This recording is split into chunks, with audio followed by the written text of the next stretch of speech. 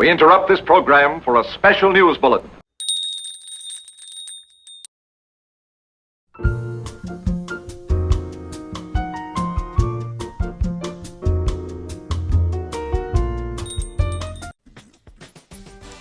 Rebel bells, make some noise.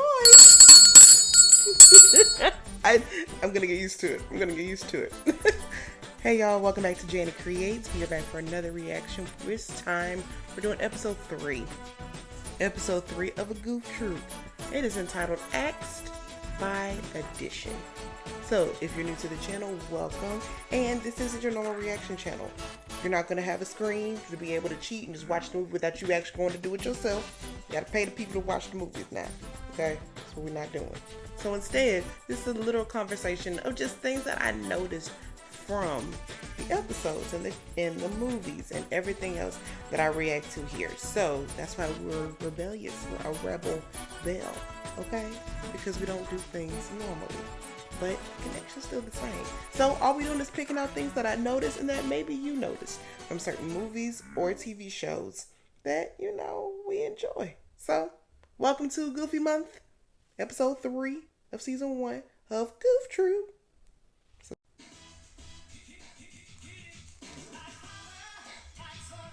This theme song will always hit.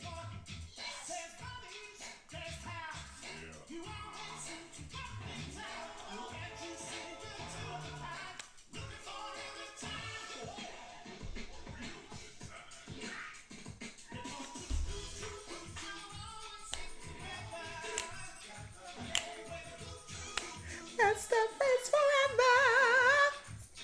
Come on, church.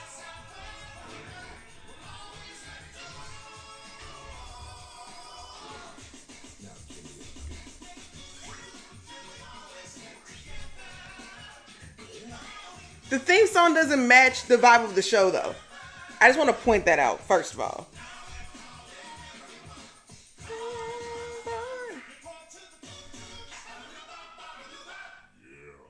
Like, it's like we're going to use soul to bring you into the show.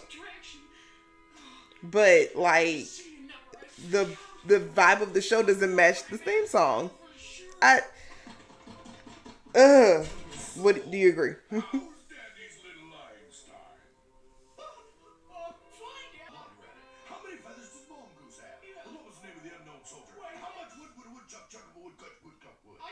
I know that. I know how to do that. Wait. How much wood could a woodchuck chuck if a woodchuck could chuck wood? If a woodchuck chuck could chuck wood, how much wood could a woodchuck chuck? If I'm wrong, oh well. But okay, Pete. Okay. So a thought. Was it ever that bad in grade school when you were growing up where, like, you had to, like, ace everything in your family when you were in grade school? I didn't have to ace everything, but my parents, like, as long as you did your best, they were cool with it. And the thing was, I was not that great in math. Science was pretty cool. English, I did very well in. Hence why I talk to y'all. That's not the reason. But literally, do your parents tiger parents or not? They call it, I think in the Asian community, it's like called tiger moms, where it's like you had perfection or you were just dead to them. So what kind of household did your parents raise you in? So it looks like Pete is that type of parent, a tiger parent.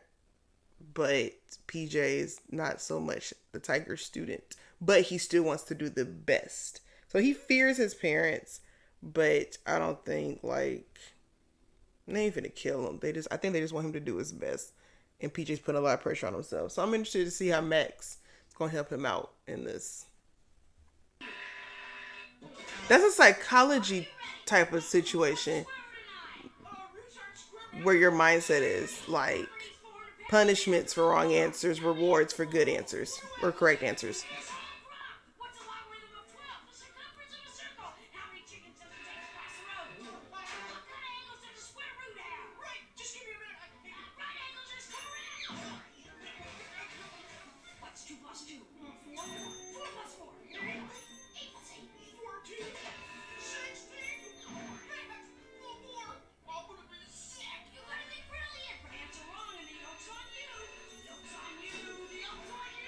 Okay, he had a lot of eggs to waste in this because inflation ain't.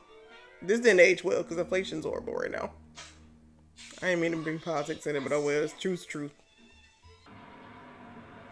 I don't know if Pete is abusive or just like hard in the head.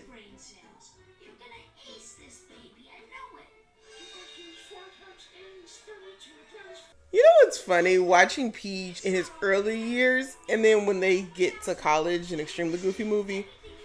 If you know, you know. He's so chill. He's so chill. I think he got tired of his daddy's crap. Like, you know what? Forget this. There's no way of pleasing you. But just to see him stress out now, just to literally see him stress out now is interesting. Yeah. So, first half of this episode, we already understand the premise that PJ has to ace a math final. It's the main premise of the episode that we're gathering right now. And he just, of course, Pete is putting all this extra pressure on him to ace because he's like, we don't have failures in our family. I got a high IQ, questionable, but he was like, you just gotta do your best, and he pressures him to do so. So PJ reaches out to Max, of course, to help him study, and Max takes being a tutor to like the max. Like, he decides to do kind of like one of those psychology mechanisms of, you know, reward when it's correct, punish when it's incorrect. And so he decides to use an egg, and he says, the yolk's on you, the yolk's on you. And whenever PJ would get a wrong answer, egg would get on his face. Right answer, candy bar. Thought it was brownies. It looked thick enough as brownies, but get a candy bar if we got the answer right. So this is their way that they're studying. So then PJ is just overloaded, just very overstimulated. I remember that in college really bad. And he gets to the test, and it looks like he is just out of there. He didn't know what happened. It was all a blank. And so now he's waiting to get his results from his test because he don't know whether he did good or bad. He just know numbers were coming out. He did what he could on the test, and that was it. So that's what we learned from first half of this episode. So far, so the questions we're about to answer is, how did he do? And they apparently back then in the 90s, because I'm an early 2000s kid, born in the 90s, raised in the early 2000s. So there's that. So right now, I guess they're just trying to figure out what to do until PJ gets his results from his test. So far in my analysis, it's interesting to see how, one, is Pete a tiger parent? And what I mean by that is, normally parents are known, I've heard within the Asian community, that parents that really want their kids to always ace everything and do not even exceptionally well, very, very well. They're going to be hard on their kids. Like A- is even bad. So I wonder if Pete is that type of parent or if he's just crazy. And I think I'm going to go with the latter. Pete is just crazy as a parent because he has a sensitive side, as I noticed with his wife. But Pete is just, he's a nutcase. Keep it real with you.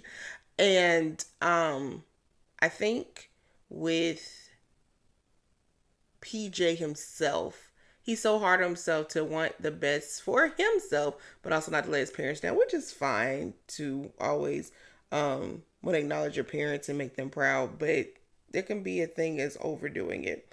So, question on the line is, have you, when you were growing up, were your parents tiger parents, or were your parents like, I'm just happy you are graduating and doing well and can read and understand numbers? My parents were kind of in the middle. They were like, if you did your best, we cool with that. So, there's that. So it's an interesting episode. Nothing too deep, for real, but I like it.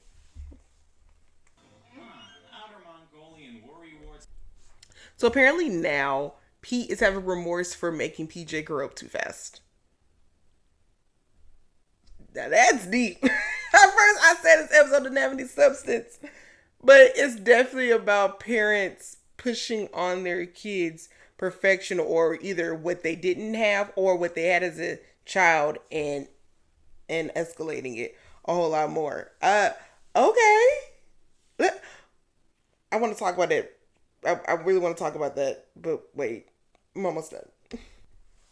Pete just said, I just want him to forgive me. When the baby half near death, even though he's not sick, Pete's like, I was too hard on him. Told y'all Pete was a softie.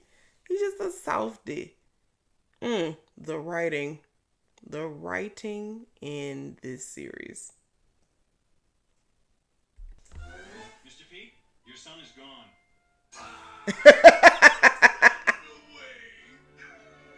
Gone to that great big playground in the sky. No, he took off, split, vamoosed, but he left this. Stuff I want to do on my last day. His bucket list. Oh, what a kid. Going out with a bang, just like I would have done. I gotta get him to forgive me while there's still something left. PJ! He's coming. So now we're in part 2 of the episode. If you made it to this part and you have Disney Plus, you know there's a commercial on right now. It is what it is. So far now, the story has completely changed. It's definitely extended. I was like, this can't just be it. There's got to be more to it. So now, PJ has played sick. And instead of just a normal parent saying, we're just going to give you some medicine and let you, sleep it off for the day, Pete overreacts, as usual, and decides to tell PJ, like, no, you need the emergency room. You look horrible, blah, blah, blah. So then Pete, not PJ, Pete is now regretting how harsh he's been on PJ this whole time. And so he's just like talking to this random stranger in the waiting room, like, I made him do this, I made him do this, I made him do this. I even sent him to obedience school when he didn't do something in his room. I made him pick the carpet with tweezers. Just all these inhumane things and just crazy things. All because he was trying to make him tougher, but P feels like it backfired and that he was too hard on PJ. And so it's interesting how all they're trying to do is just make him proud, but also avoid him at the same time. And all of it's just backfiring. So, yeah. Okay, so there's a roller coaster scene as PJ is living out his bucket list. And I'm going to tell you what, PJ got a really good bucket list. First of all, it's eat so many burgers from this particular burger place. And it's to go to this amusement park and ride so many of his favorite rides. And I'm like, I'm here for this because I too love roller coasters. And now that I'm 30, they may not love me as much back, but I pace myself. I make sure I drink water and take antibiotics to make sure my body still got stretch. Okay. And then I get on them. Yeah. Because that's just the thrill in me. I love it. So, okay, PJ, I see you.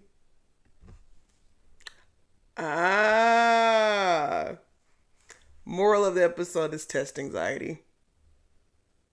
Literally. But they did it in a fun kid extended version. A lot of slapstick comedy to get to the point. I still like it though.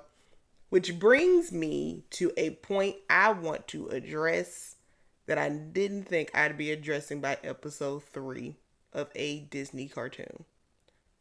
Script writing has changed in cartoons. And I think the reason why we love 90s and early 2000s cartoons way more is because there was substance in the scripts. Not just we're going on an adventure and that's it. There was actual life lessons or at least topics to really talk about that normally you don't talk about as a kid, but you experience them, you just don't never put a name to a face, if that makes sense. So that's one thing I've noticed it's way different with a lot of cartoons now. SpongeBob don't count. SpongeBob is just literally kicks and giggles, and we love it, and there's memorable things. And now, as an adult, we use it for memes, both nasty and for nuance and for seriousness. Because, we don't take nothing serious as millennials. But I think that's the reason why. Like, why would... I'll get on a whole talk about it, but maybe you feel me. Because maybe that's why Cartoon Network is done. Like, there's no more Cartoon Network. There's no more...